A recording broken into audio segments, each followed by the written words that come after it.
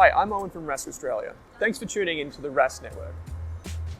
Before we get into today's show, there are a few things we have to go over. Firstly, what you're about to hear and see is limited to general information only. It's not personal financial advice like you get from a financial planner. Also, it's important to remember that past performance is not indicative of future performance. That means that anything that's happened in the past, or we say today, is not necessarily going to reflect what happens in the future. Lastly, please consider that any of the guests or myself are featuring on this program may have a financial interest in some of the products or shares mentioned. That's enough from me. I hope you enjoyed today's program. Henrik, thanks for joining me on the program, mate. Oh, thank you so much. Great to be here. You're the first, we were speaking off air, you're the first crypto fund manager that we've had on the program. So that's great. I think you're the first crypto fund manager I've ever met. So that's great too. And I think you're going to bring so many different insights to this, both throughout your history and how that has shaped why you moved into this asset class, but also as kind of like an information discovery for our listeners and our viewers who might be new to this asset class and the benefits that it can have in a portfolio. So it's kind of exciting to get into it. But as you know, the first question I normally ask is kind of, who was your inspiration for money and investing, and set the scene for us. Where did you grow up? Sure. What did you learn? Did you have any entrepreneurial tendencies as a youngster? All those different types of things. Yeah, sure. So that's a big question. But so I was born in Sweden. Mm-hmm. I grew up on the countryside in Sweden, a small town, kind of very wholesome, peaceful upbringing on the countryside of Sweden. Doing some sports like skiing, also into computers. So I remember we got early PC. I think it was called a 286 at that time. We got something called a Sinclair. One of the first PCs.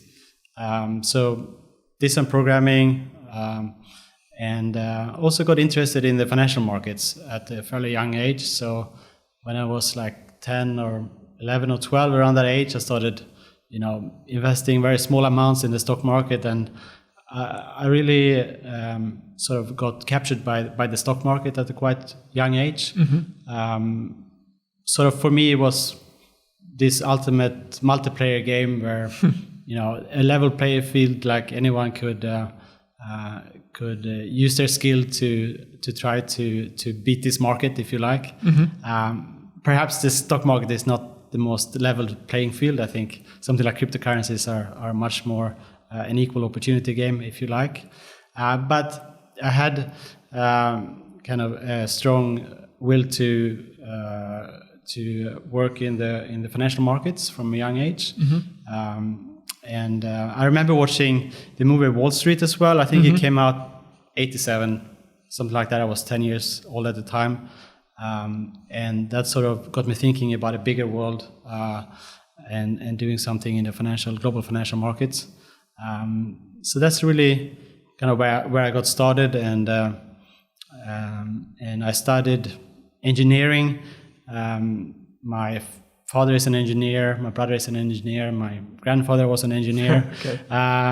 But sort of I want to combine that with the financial markets. So I studied engineering physics, which is very theoretical, and I specialized in applied mathematics towards financial markets. And I combined that with business studies to get a more rounded education, if you like. And then I started working. Got my first job in Stockholm at one of the major investment banks, and I started working as a quant analyst, which means that you applied financial mathematics to financial instruments. I worked with derivatives. Yep. So I did that for a few years, and I think that was the perfect kind of grounding to get to know the financial markets in great detail and understand the valuations of financial instruments. And that was a fantastic time and the perfect grounding, I think, for my career. How did you find investment banking, in terms of the hours and I guess the intellectual capacity for you? So, I had a big passion for financial markets, and I really enjoyed, spending most of my time doing what I did. And that was just super educational to learn from my seniors that had much more experience than I had. So I really enjoyed that time, and then I left the bank in 2003 and moved to Singapore.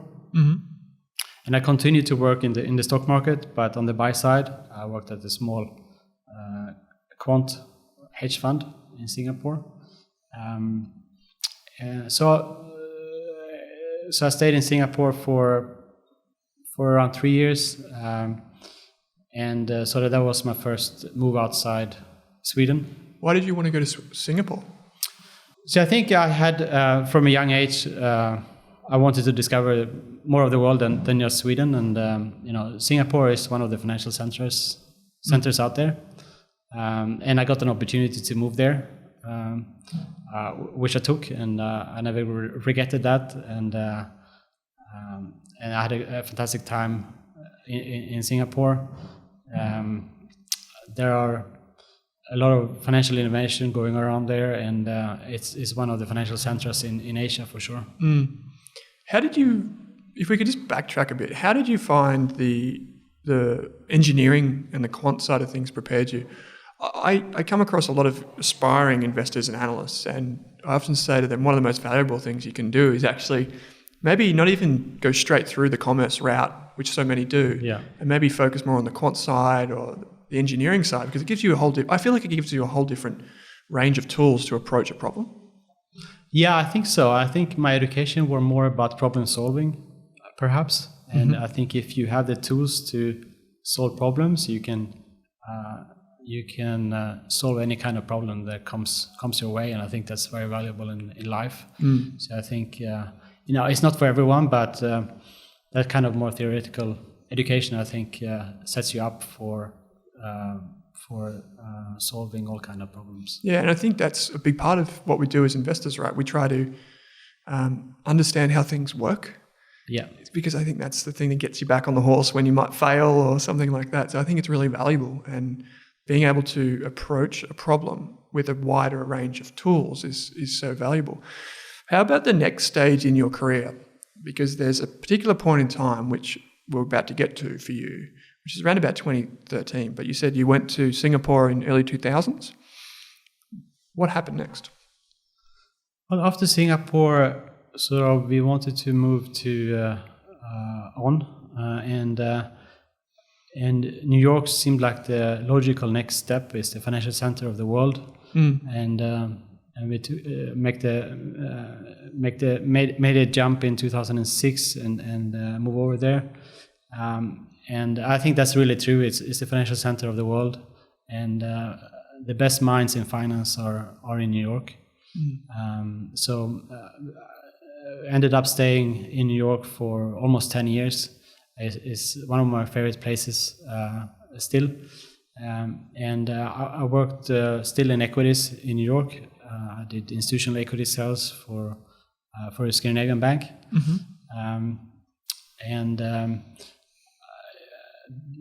That was so great because I got to know some of the best minds in finance as my clients, the big hedge fund managers and people on the buy side that I interacted with every day. So that was really a fantastic learning opportunity as well. As challenging as it was, it's really a fight every day to win the minds of your clients in such a competitive environment. There's a point, and I could be mistaken here, but there's a point around about 2013 where you've realized that there's this emerging asset class or potential asset class, and you've said that you've gone down this kind of rabbit warren and you just had this massive information gathering process and trying to just take it all in. Can you explain your introduction to cryptocurrencies and how, I guess, that came to be, the information discovery process, kind of the journey you went on to learn more about it, and then I guess why you found it so interesting in those early days? Yeah, sure.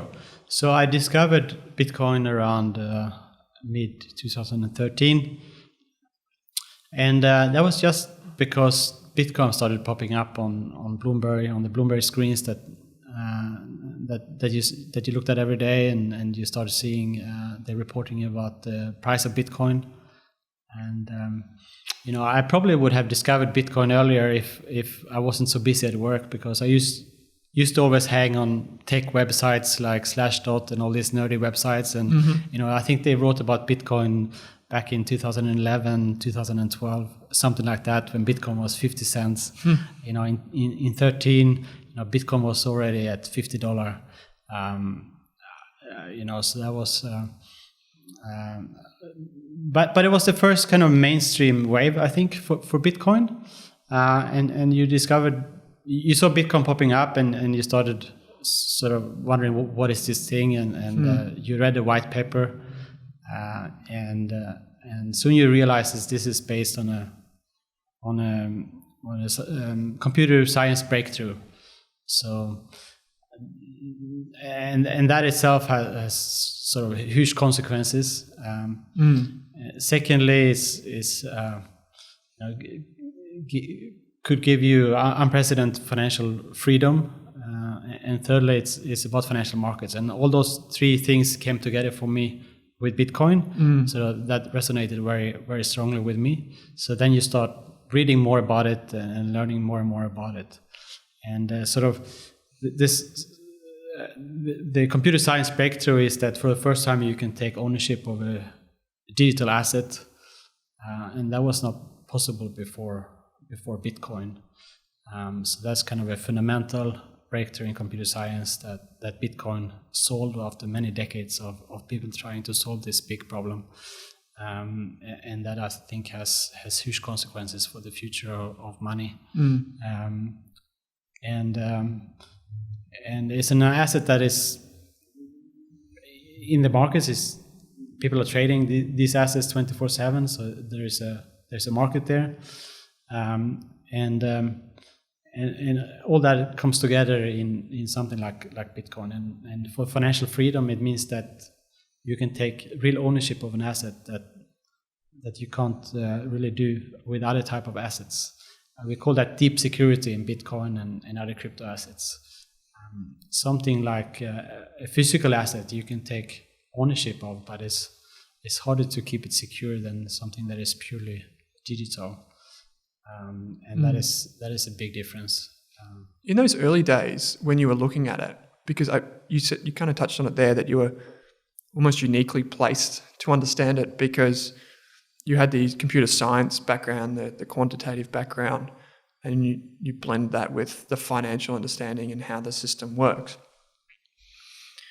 You said you went back and read the white paper.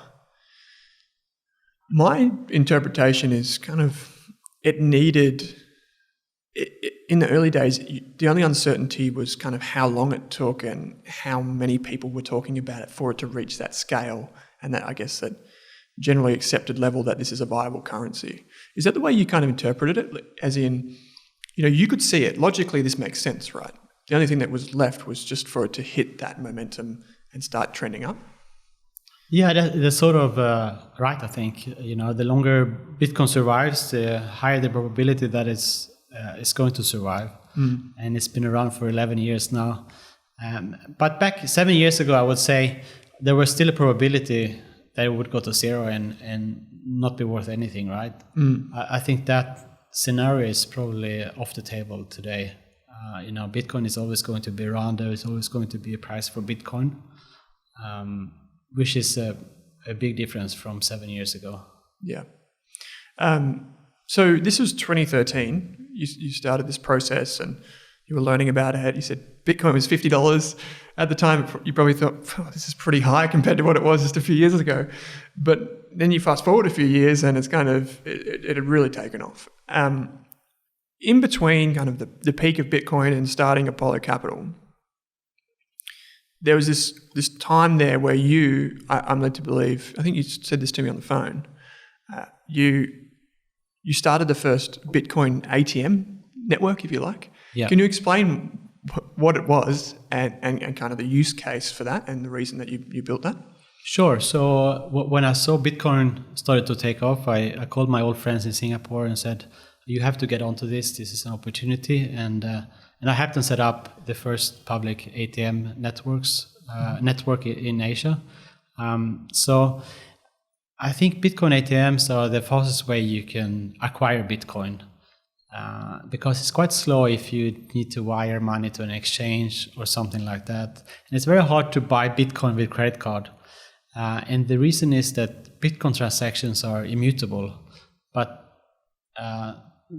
credit card transactions are not immutable. So Bitcoin is more similar to cash payments. So to give someone Bitcoin, you need to get cash in exchange. Mm-hmm. And they're still running that business in Singapore. Right. And now I believe there are thousands of Bitcoin ATMs around the world from different providers. So just to go back on that, so I could, if I was in Singapore at the time, I could have walked up to one of these ATMs.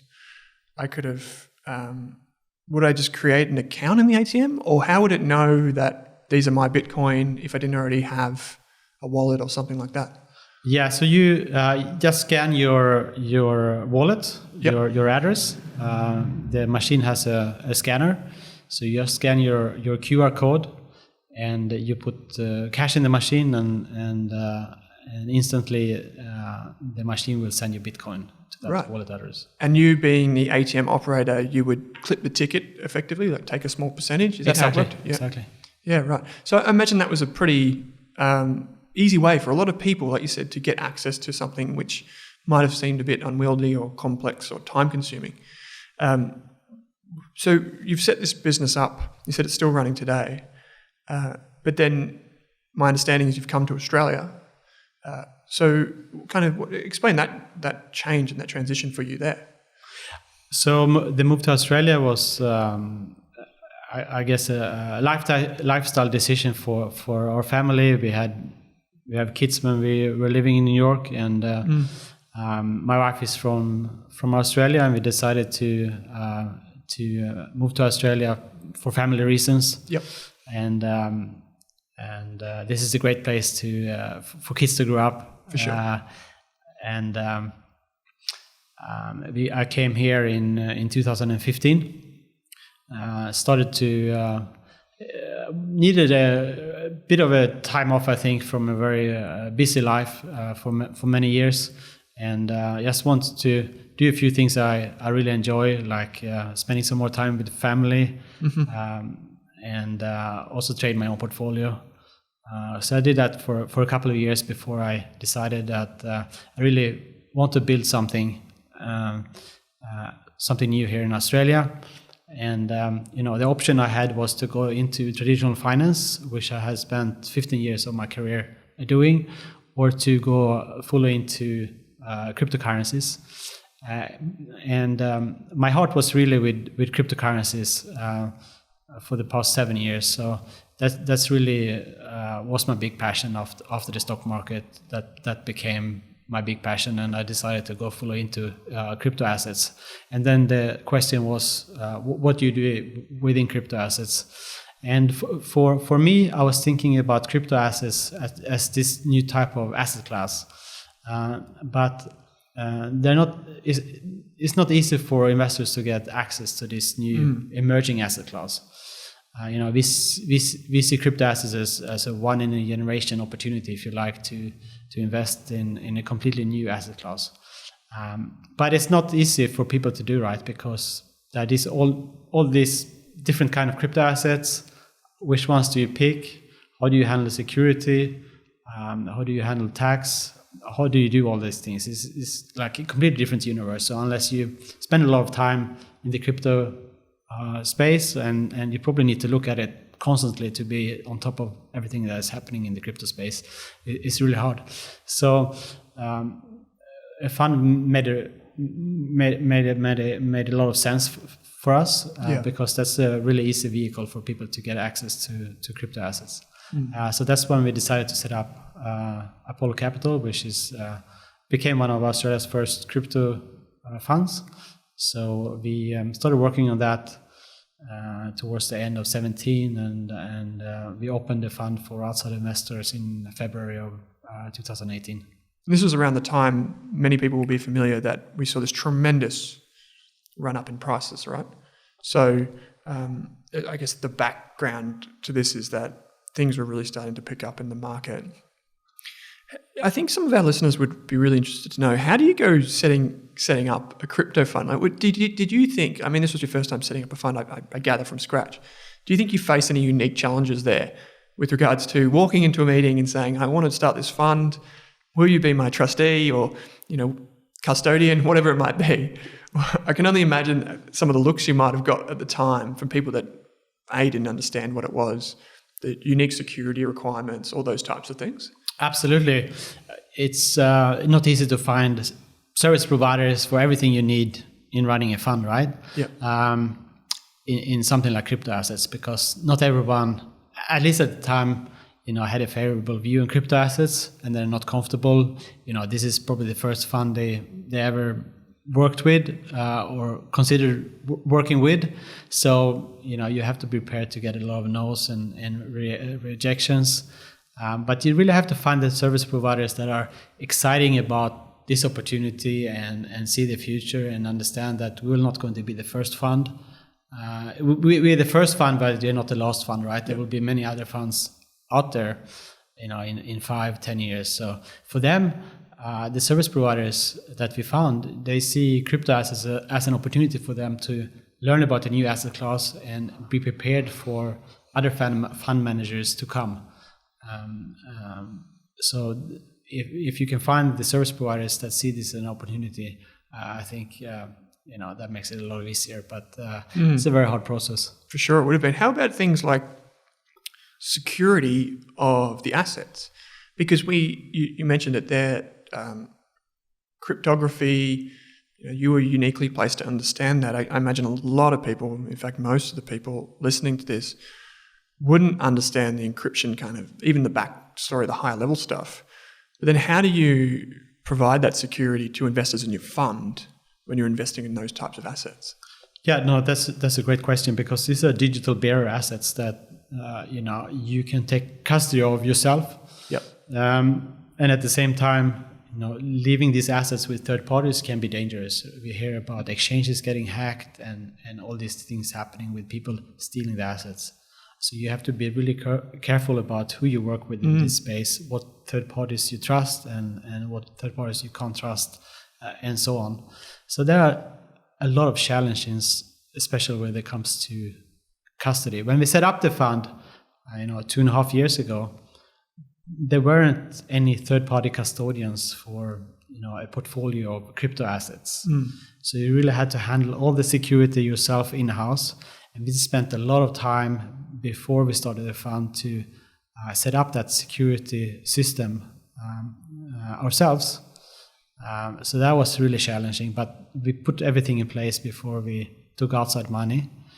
But these days, there are multiple third-party custodians. So we now work with third-party custodians for crypto assets. And that infrastructure has developed enormously in the past 2-3 years. And Coinbase custody is the biggest one today, but there are multiple others as well. And I believe we will have some big names coming into that space. We have today Fidelity, Nomura. Some of these traditional players are entering custody of crypto assets, which I think opens up the space for institutional type of investors. Before we get into the specifics of the fund and strategy and valuation, all these different types of topics which are important to this, 101 for people who don't know what a cryptocurrency is, what a Bitcoin is.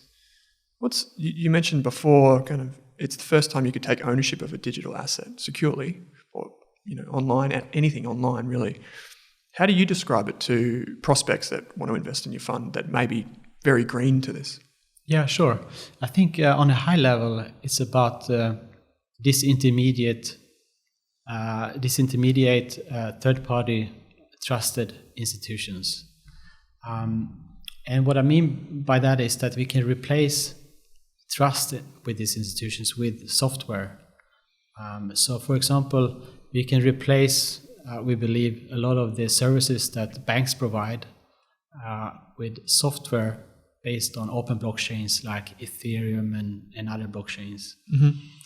So it's all about kind of automate things with blockchains that wasn't possible before we had this technology.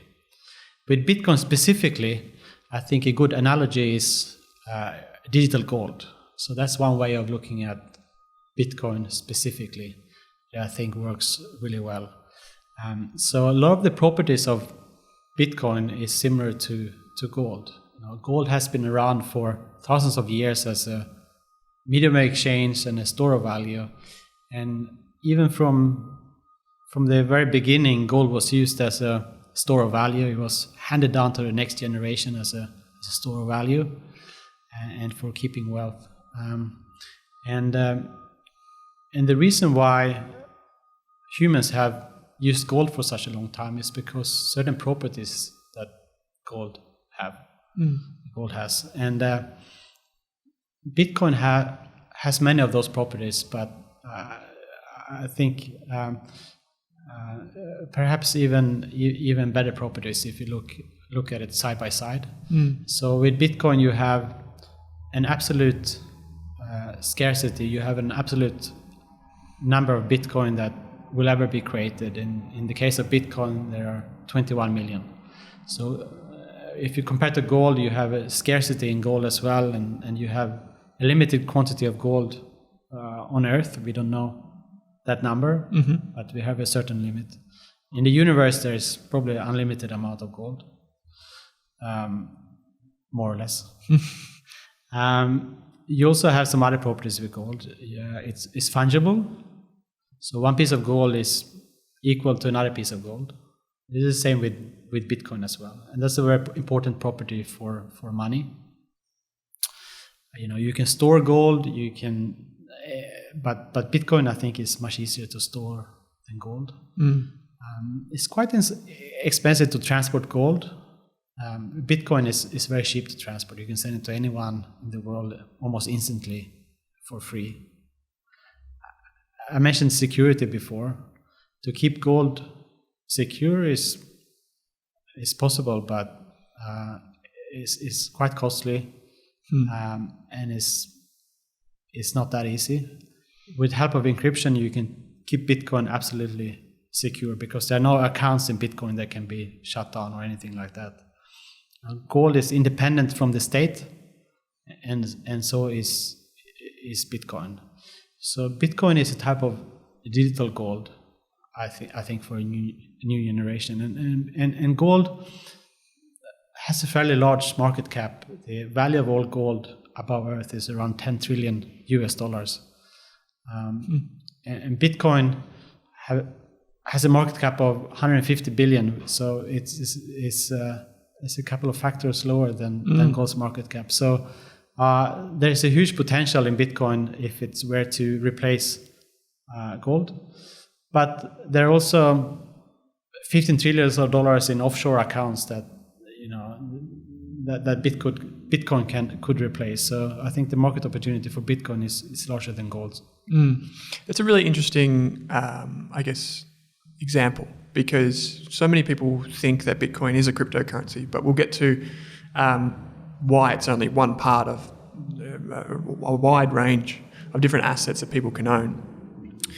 One of the really important, I guess, insights that people who aren't from a software background probably don't understand is that open source software, so software that anyone can read if they know how, or change and make their own changes to, that's actually more secure than software which isn't open source.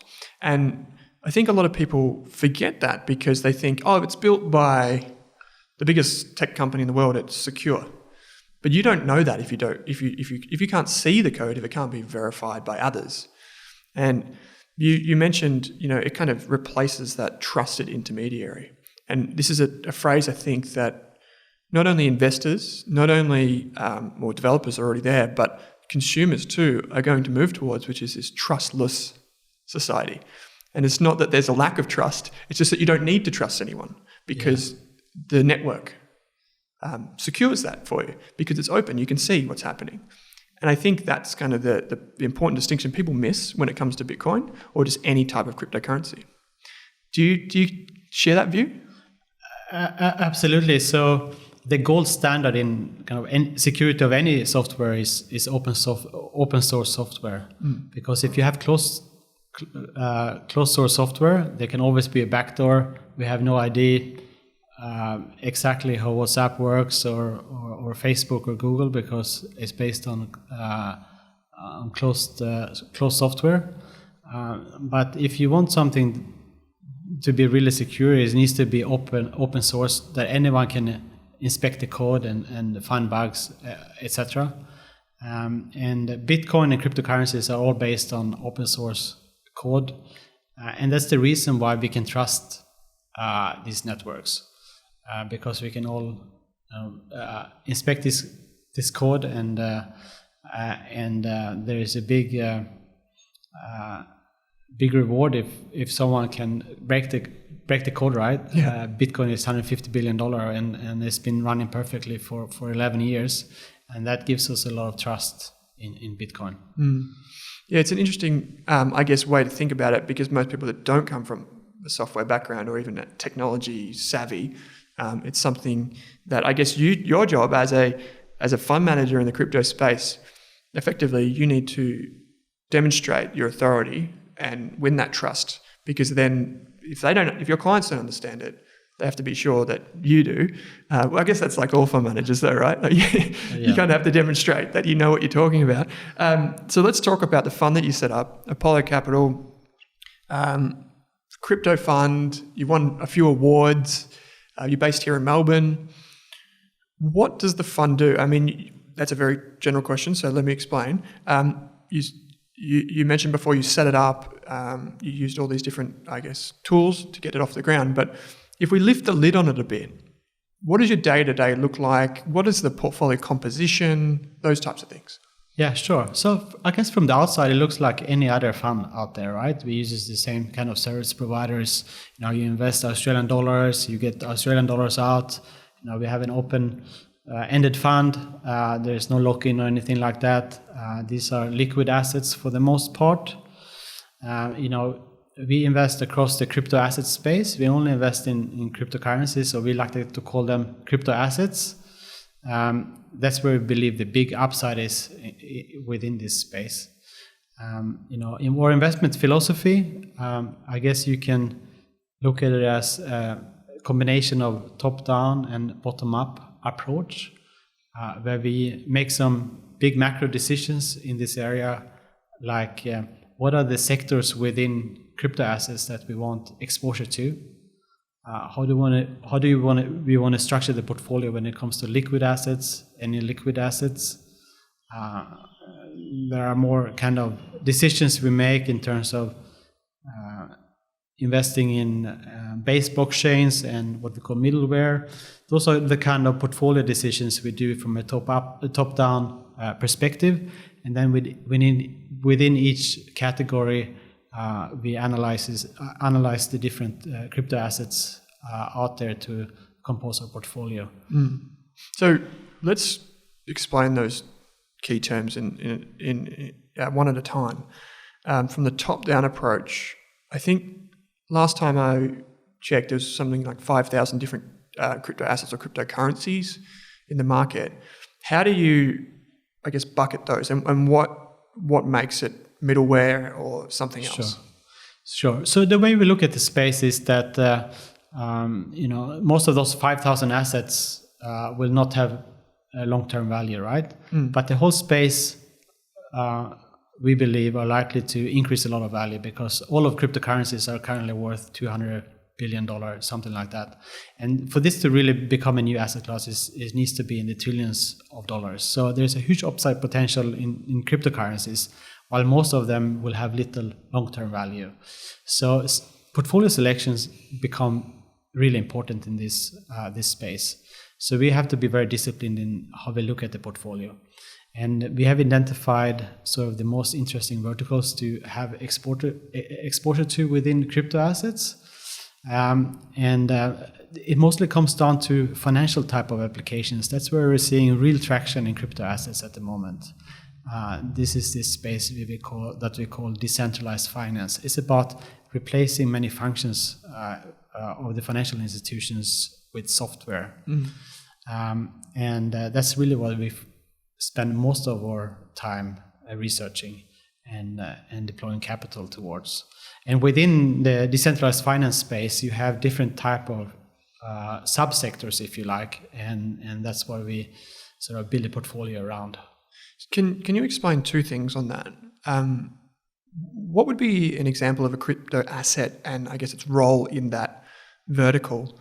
And then maybe if you could take that with how you, like the thesis. So, we talk about stocks or companies and we have a thesis. What would be your thesis if you're entering one of these positions today? So within decentralized finance, we have these different subcategories. So one of them is lending, another one is decentralized exchanges, one is derivatives, one is synthetic assets. So I take one example there that might be helpful. Yep. So there is this platform for synthetic assets called Synthetics. It's actually a team based originally in Australia, out of Sydney, but they have a global team right now, which many crypto projects have. They create this platform for being able to represent any type of assets with the crypto assets. So be it a stock, a commodity, or FX, they can represent that with trustless crypto assets, which means that anyone with a smartphone and an internet connection, anyone in the world can trade these assets. And this asset platform is powered by a crypto asset called SNX. And as more and more people adopt this platform, SNX is going to gain in value because there is something what we call a cash flow, an on-chain cash flow, if you like, that occurs in this asset called SNX. So if you believe that synthetic assets will have a role within decentralized finance in the future, you probably want exposure to this kind of assets that can leverage off that trend. And SNX is one example of that type of assets. So then the decision becomes: is this an asset that is fairly valued, or does it have upside? And how do you decide that? Well, you have to look at not just the tech, but also the team and how they've been able to deliver, and how is the roadmap looking for bringing this to the market, the coming 12, 24 months. And then sort of you want to build out the portfolio around the synthetic asset space, and SNX is one of several assets in that space. So what would be an example then, to round out my knowledge, because this is all new to me? Yeah. What would be an example of a synthetic asset? So an asset that is tangible, say, that has then made it onto this platform. Yeah. So you can think about the stock market. So you will be able to trade Apple stock or Tesla stocks represented by crypto assets. Right. On this platform. And this is only possible because of blockchain technology. So does that mean that because unless there's some sort of linkage with the actual stock, you wouldn't have like an underlying ownership? It would be more, as you say, like a derivative. Exactly. So you're not betting on, but you're investing in price change rather than, I guess, you're not receiving dividends because it's not actually something like that, but it's reflected in the price and that type of thing, right? Yeah, exactly. I mean, but so the important thing is here that this platform is providing the infrastructure for this to be able to function, and this is built on top of Ethereum. So SNX is what we call a middleware asset. It's built on top of another asset. Yep. And Ethereum people might be familiar with, because my understanding was that initially it was pitched as effectively the digital currency or equivalent of for foreign exchange, right? You could transfer money between here and New York and it would happen almost instantly versus going through the SWIFT network. Is that another use case that would probably be built on top of Ethereum? So we had Bitcoin was launched in 2009, which was this huge breakthrough in computer science. For the first time, you could transfer value completely peer-to-peer. But that's a quite limited, if you like, use case of value and digital gold, with a huge potential upside. But you can do limited things with it, if you like. In 2014, Ethereum was born, and kind of Ethereum was the next big innovation after Bitcoin. With Ethereum, you can do much more complex transactions, not just transferring values. So with Ethereum, you can do something called smart contracts. So you can do any type of contracts using blockchain technology, which means that you can do contracts peer-to-peer. You don't need any third party. And we believe financial contracts are very well suited to something like Ethereum, because financial contracts are well defined. So that's why we see decentralized finance is taking off now, because these are financial contracts and they can be programmed using smart contracts on platforms like Ethereum. Yeah. So again, if I bring this back to a tangible example, maybe not so much tangible, but say, for example, futures contracts on oil. Right? Yeah. Few people actually take control of the physical oil, but you can trade those contracts. You know, they're pretty liquid, and you could probably do that on an Ethereum platform. That's exactly right. Yeah, right. Okay, so that makes sense. I think that way of explaining it, at least for me, someone who's new to this, it kind of relates it back. I imagine your job, sitting across the table, you spend a lot of time explaining how things work, which is great, but at the same time, sometimes you want to get into the nitty-gritty of things and have that higher level or the deeper level conversation. One of the things we spoke about, and you've done a couple of videos on this, so I'll put a link in the show notes, is how you go about valuing the different assets. Yeah. And I think you made a really good, when you did it, one of the videos is going back a little while ago, about different ways to value Bitcoin, because I think that's a pretty intuitive and simple one for most people to understand in terms of not so much the formulas, but just, I guess, the general concept there. Yeah, sure. So I think we have nowadays in crypto assets, we have 3 different categories of assets within crypto. One of them is store of value, and that's mainly Bitcoin. I would say, like a digital gold. And then the question is, how do you value something like gold? And maybe the best way to value Bitcoin is in relation to gold or other type of store of values. So I think that's a separate category, if you like, and that's a huge upside for Bitcoin. We see macro hedge fund managers starting to include Bitcoin as a hedge against global uncertainty and QE unlimited like we have now. So that is one category by itself, we believe.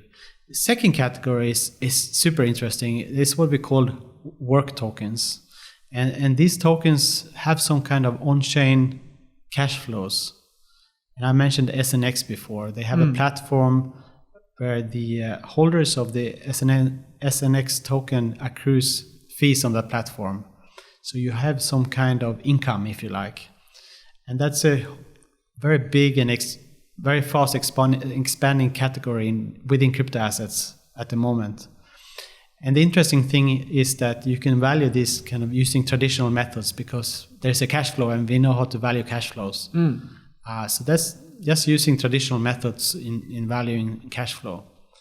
Of course, these are early stage projects that we invest in, and they see enormous growth. So there are more like early stage startups with huge growth potential. But there is a cash flow there that can be valued. And I think that's very comforting for institutional investors to know that there is some kind of intrinsic value, if you like, in these assets. Can you give us an example of what you might use a work token for? Sure. So one example is a token called Maker. There's a network called MakerDAO. Mm-hmm. And with the MakerDAO network, you can in a trustless way borrow money. So right. you use crypto assets as collateral, and you can take out a loan. And this has grown quite big. It's $500 million or something like that borrowed on the platform right now.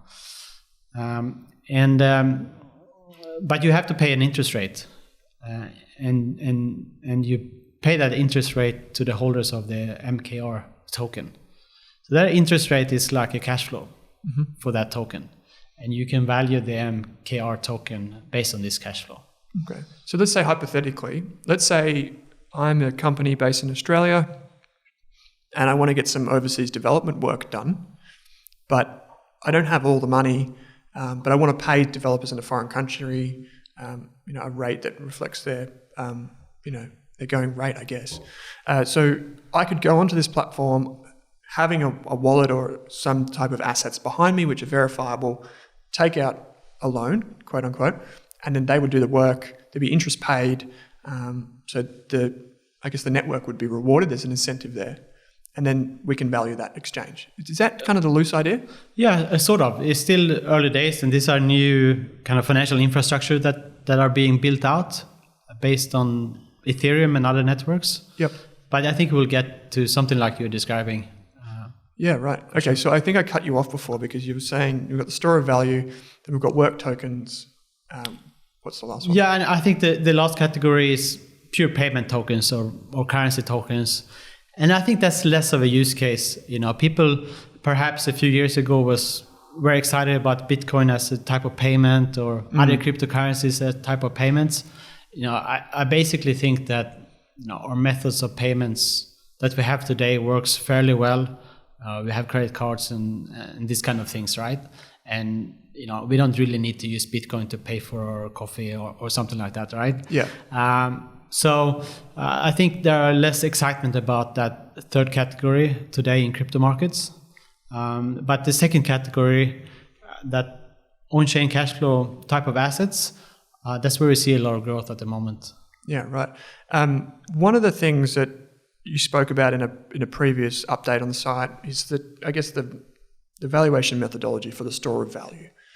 And my understanding is it's based on stock and flow, so the number of Bitcoin that are in the market right now versus what's likely to come on board in the future, and it kind of creates this scarcity valuation. Is that how most people are thinking about the valuation of Bitcoin right now? I think crypto is interesting because there's anyone can contribute to the global knowledge around crypto and valuation methods and all that. And there is one model called stock to flow, which is really interesting, and a lot of people have picked up on that model. It's actually an anonymous Twitter user called Plan B that created that model, and he's been on podcasts and features everywhere. Even traditional banks have quoted this model and use it. And it turns out that it's worked very well for assets like gold and silver and other assets, and it's based on kind of new supply coming to the market compared to the market capitalization. And Bitcoin has been following this model very closely as well. I think it's still somewhat uncertainty if it will continue to follow this model, but according to that model, there is a big upside in Bitcoin because the supply is decreasing over time, following a schedule that were programmed in the software from the very beginning. Every 4 years, the supply of Bitcoin is cut in half, and Bitcoin just last month went through one of these halving events, and the supply of Bitcoin is now half of what it was a few months ago. The inflation in Bitcoin is 1.8% or thereabouts today, which is lower than any target for any central bank fiat currency in the world, and it's only going to get more scarce from here onwards. Henrik, let me paint you a narrative about the macro economy as we see it today. You mentioned QE, quantitative easing. Let's say the world is currently printing money. Interest rates obviously really can't go any lower. Many parts of the world, growth is anemic, you could say. There is a serious concern, at least amongst some economists and thinkers, that all this money supply is going to lead to huge amounts of inflation, which will require interest rates, and the thing will just spiral out of control. With that type of narrative, how does Bitcoin fare for a portfolio? Yeah, I think Bitcoin is a really interesting hedge in this environment, because if you look at assets that can be used as a hedge, you have traditionally something like bonds, right? But as you mentioned, interest rates are probably as low as they can get everywhere in the world. So there's probably not much upside in bonds, right? The traditional hedge is gold, and gold is close to all-time high. And gold could be a good hedge. I have gold in my portfolio. I think it would probably work as a hedge like it's done in the past.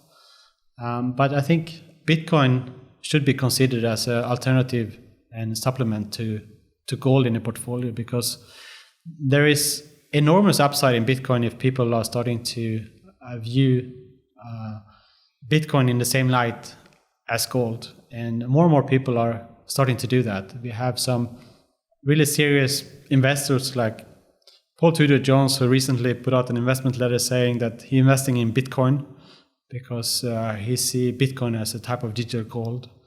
So when you have investors like that entering the market, that's really exciting, because that is creating a narrative around Bitcoin as a type of digital gold, and that's quite asymmetric, I believe, because you have a huge upside in Bitcoin if there were to be the case, and if you invest 1 or 2% of your portfolio in Bitcoin, you don't have to risk too much, but you can capture some of that upside. Yeah, that's what I was going to say. I think you kind of took the next question out of my mouth, which was there's this movement. There's a bit of a backstory to this. I was away on holiday up in Queensland, and my brother-in-law came into the room and he said, "I need to tell you about this thing. You really need to listen." He's a crypto investor. Being a stock guy on this side of the fence, he's like, "There's this movement called Get Off 1%." And I was in bed, mind you, and he's just stormed in and told me this. So maybe I can get you to explain what that means. And then you've actually got some numbers to back this up with, I guess, allocations. You said, gold and crypto are very fungible in themselves, but also that the two of them are probably interchangeable. So what's this Get Off 1% movement? And then how does that benefit a portfolio? Yeah, sure. So what we like to say is get off zero. So most fund managers... Get off zero? Yeah, did I get it wrong? So most fund managers are at zero, right? Because they don't have any exposure to crypto assets. Yeah. So that's what we are really telling people. You have to get off zero because, you want some exposure. Yeah, just in case of this take, even if you don't believe it, there is a chance that crypto assets will really take off in a big way, right? Yep. So you should have some exposure, right? Even if you don't like the asset class, because there is an upside potential that is potentially very big. Yep. So you can't afford to have zero allocation. So maybe you should have 0.5% or 1% or 2% in something like crypto assets. We think you should have that, because when we look at the past, we looked at 2-year time horizon, 2017 to 2019, I believe. Yep. Crypto went through a bull market and a huge bear market in 2018, and then it recovered somewhat in 2019. And during that period, if you had something like 1 or 2% in Bitcoin, even though it was so small and you went through a bull market and a bear market, that 1 to 2% stood for 50% of your performance in a diversified portfolio. Right. So that's very significant. Yep. And then we looked at a bear market. So we looked at one period where crypto assets were down hugely. And of course, if you put 1 or 2%, you're not going to lose more than 0.5% or 1%, even if it's down 50%, right? Yeah. So you're not risking the house. You will slightly slide down to perform, even if you have a huge bear market in crypto assets. So that's kind of the asymmetry we're talking about when it comes to crypto assets. So because they're typically not correlated, right? Yeah, that's right. I think over a longer time period, we've seen crypto assets not being correlated to anything else, not the stock market, not commodities, not bonds. From time to time, it's correlated to gold.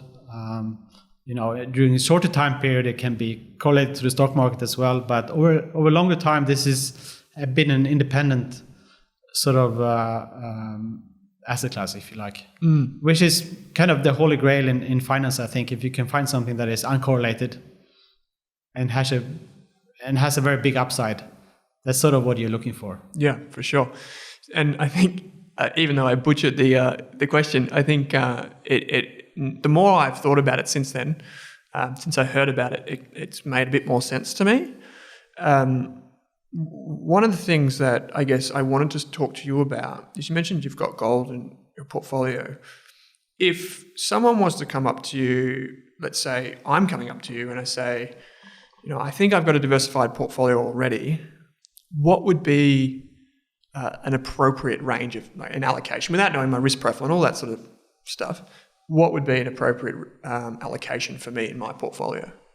I think it obviously comes down to your personal situation and your willingness to take an ability to take risk. But I think for most people, we're talking about 1 to 2% to something like crypto, or at the high end of it, maybe 5%. But that's sort of the range we're talking about. Yeah, right. Because I think a lot of people think we'd have a tendency to think in binary terms, it's all or nothing kind of thing. But I think my personal take is that would be the wrong approach. Because yes, we've had this demonstrated, but it's still emerging and there's long-term potential. That's very true, and it's very high risk still, and it's got very high volatility, as we all know. We can go down, a lot during a 12, 18-month period. We really think that you need to invest for a long term, the next 5, next 10 years. Yeah. If you were to take stock of the portfolio today, in broad strokes, what would be the composition, or what would be some of the bigger holdings? You don't have to give away all of your secret sauce, but just so people get an idea of kind of how it comes together. Yeah, so we have around 20 positions in the portfolio at any one time. Yep. We have a multi-strategy approach to crypto assets because we think it's still an emerging market, and we can pick the best alpha opportunities between different strategies. So the majority of the assets in a kind of a fundamentally actively managed strategy, and within that strategy, we have, even if you run a diversified portfolio, you will end up with a portfolio that has Bitcoin and Ethereum probably as the largest assets in the portfolio. So Bitcoin and Ethereum are the largest holdings at the moment. Together they are still less than 50% of the portfolio, but they're around 30-40% of the portfolio together. Right. And the rest of the portfolio is really geared towards DeFi, which is decentralized finance, and that's where we're seeing huge growth at the moment within crypto assets.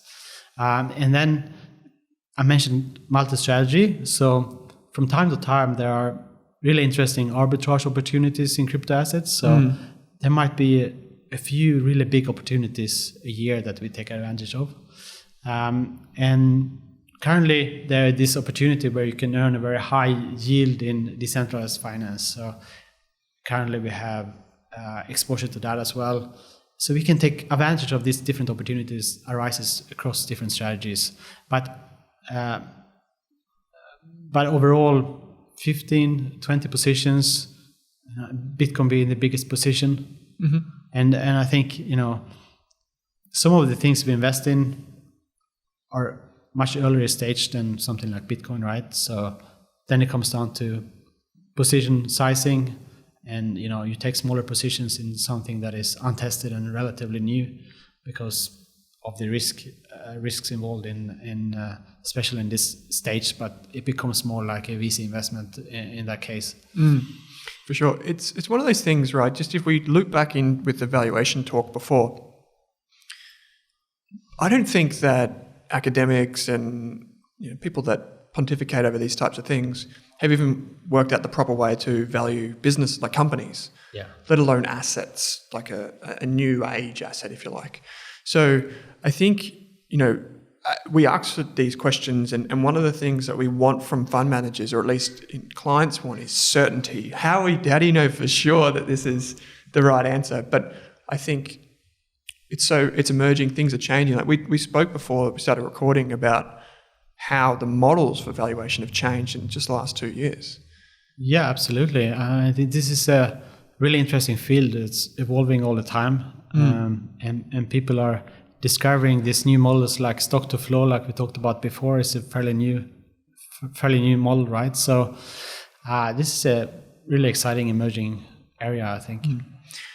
One of the things I wanted to ask you before I let you go is this information discovery process, and if people are introducing themselves and want to take a position, or they're just looking to learn more about it because they realise that there might be a narrative where this comes into play, what are some of the resources that you use daily, weekly, whatever, to monitor what's going on? I mean, I'll put all the links in the show notes to the website, but other than that, where would you tell them to look and to read and get that information? No, that's a really good question. So actually, we got that question a lot from people we speak to and potential investors and so on, and we put together kind of a curated research page on apollocap.io, which is our website. If you go to resources there, we have a range of resources between reading material, podcasts, books, what have you. And we divided it in kind of easy, medium, and hard. So I think there are hours and hours of material there that could be useful. Yeah, I think it's really important, right? Because you want for you particularly, you want the right type of investors in your fund.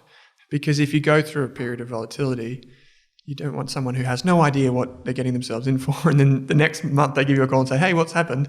So again, I'll put some links in the show notes there. You've also done some videos yourself, which I found very informative as I prepared for this.